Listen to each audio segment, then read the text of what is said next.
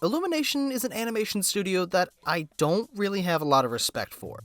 Mostly because the films they put out have been the most middle-of-the-road, serviceable, mediocre animated movies I have ever seen. And even though I haven't seen their entire movie catalog, I'm willing to bet a good chunk of change that the only above-average film they've made that's actually great would be Despicable Me. So when it was announced that they were working on an animated Super Mario Bros. Movie, most of the internet, and myself, had zero faith that they could pull it off. And it didn't get much better when the voice cast was announced. However, when the trailers started rolling in, everybody pretty much did a 180 and thought the movie actually looked good and could possibly be good. So with the movie finally being released, I am glad to say that it is simply put a fun time. The Super Mario Bros. Film was everything that I hoped for, and then some. Although I wouldn't put this in the same league as other animated films like the Lego Movie or Into the Spider-Verse, I still think it accomplished what it set out to do. Of course, it still has a couple of issues that unfortunately take away from the experience just a little bit, but I'll talk about those in due time. Let me get the good stuff out of the way first. The animation is wonderful, and I would say that compared to most of Illumination's other films, there's quite a difference in quality. The studio is known for maximizing profits by cutting as many corners as possible with its animation and has a whole thing set up for it, but that doesn't feel like the case here. It seems as though Illumination put in way more effort than they usually do. And not to mention, this movie is their most expensive one to date. Everything looks great in the film, from the character designs, the action, the lighting, everything looks terrific. And although it isn't really stylized like Puss in Boots or Spider-Verse, the animation is still great on its own and really does a service to the Mario universe. And that's further emphasized with the amount of detail put into it. The film is chock full of references and Easter eggs. Every scene has something in the background you'll notice, point to, and say, "I know what that is!" If you listen to the music, you'll hear motifs from pretty much all the different areas of Mario, or literally entire tracks just put straight into the movie. You can tell that the people who worked on this film are massive Mario fans, and that passion translated so well into the final product. Like, throughout the film, I was going, "Oh my god, it's that thing! Oh my god, I can hear that song playing! Wait, they actually put that character in the movie?" And I just had a massive smile on my face from start to finish. And all those Easter eggs and stuff weren't just put into the movie as member berries. They were used to help enhance the film by building up the world and fitting in the charm of the video games. So if anyone tells you that this thing is a soulless Easter egg-filled mess, kindly back away from them. Now, getting to talking about the elephant in the room here, the voice acting across the board was good. Although not being my first choice, or anyone's first choice really, Chris Pratt actually does a good job here as Mario. I don't know who it was that decided to use the worst takes of him in the trailer that everyone hated him for, but that's luckily not the case here. Chris does an alright job here, and I think going with a regular sounding voice with a hint of a Brooklyn accent was the smart thing to do. Charlie Day also did a terrific job as Luigi and was probably my second favorite performance, though unfortunately he's not in the film as much as I would have wanted, but that's alright. And plus his chemistry with Chris Pratt was absolutely terrific, and I wish we got to see a little more of that. Everyone else was great too. Anya Taylor-Joy was perfect as Peach, and she was really funny, and I enjoyed all of her stuff going on, especially her being a warrior princess and such. Keegan-Michael Key did a Toad voice that actually worked for a full-length film, so kudos for him on that. Seth Rogen actually fit as Donkey Kong surprisingly well and wasn't that jarring to listen to, but unsurprisingly, Jack Black as Bowser stole the show. Out of everyone who was cast, he was the only one I thought was a perfect choice, and he proves that completely here. He captures the menacing and goofy nature of Bowser to a T, blending the moments where he's either a threat or a goofball together so perfectly. I mean, there was one moment in particular that put a massive smile on my face and made it even better for Jack Black to play Bowser. And if you've seen the movie, you know exactly what scene I'm talking about. However, the only voice that I wasn't entirely sold on was Fred Armisen as Cranky Kong. He didn't do a bad job by any means, but it didn't seem like he tried to make the voice sound,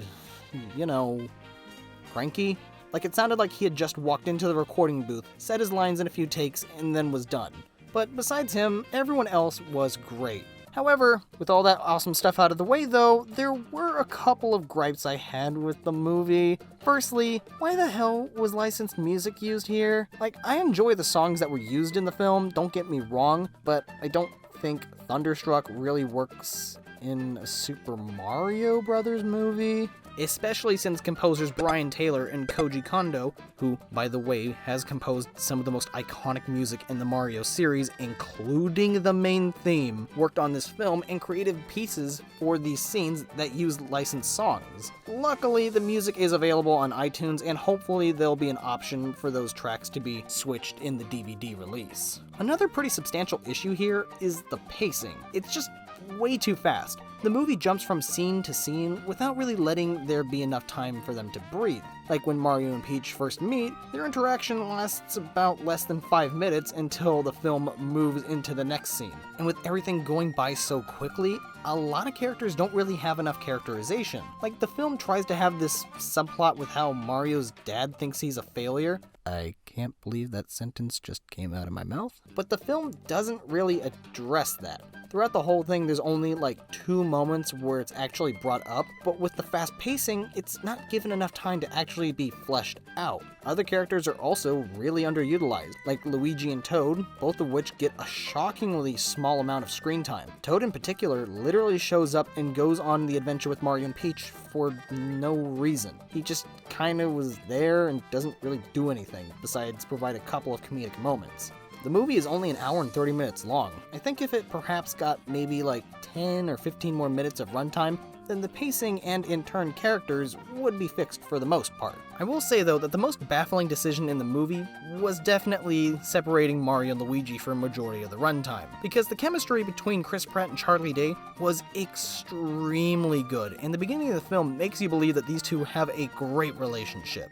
So it was kind of disappointing to not see the Mario bros most of the time here.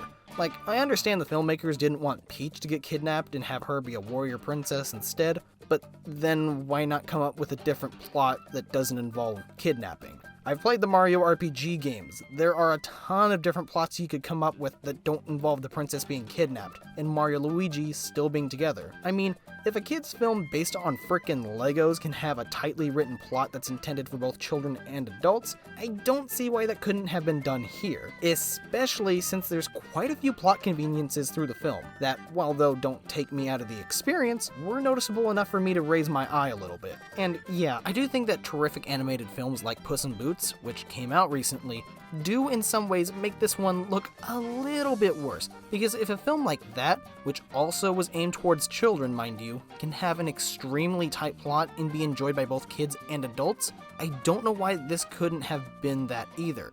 But at the same time, the Mario movie wasn't trying to be an insane cinematic masterpiece on the same level as other films. It was trying to be a fun adaptation of Mario that's aimed towards young children, but adults could still get a kick out of. And that's really all it needed to be. I expected a fun, goofy film set in the world of Super Mario, and that's what I got. So even though this isn't the best film to ever come out, and still has its fair share of issues, it was still a blast to watch, and by Illumination standards, this is basically Citizen Kane. And with this film pretty much being a kids movie, it does feel a little weird for it to get a score from me, but at the same time, what the hell? At least I seem to understand that this isn't trying to be the greatest cinematic achievement of all time, like other critics.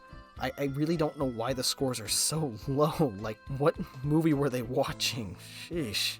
Anyways, the Super Mario Bros. Movie was an overall fun little film that I got a lot of enjoyment from, and even though it has quite a few issues, those don't ruin an otherwise good time. So for me, the Super Mario Bros. Super Show, the movie, gets a 7 out of 10.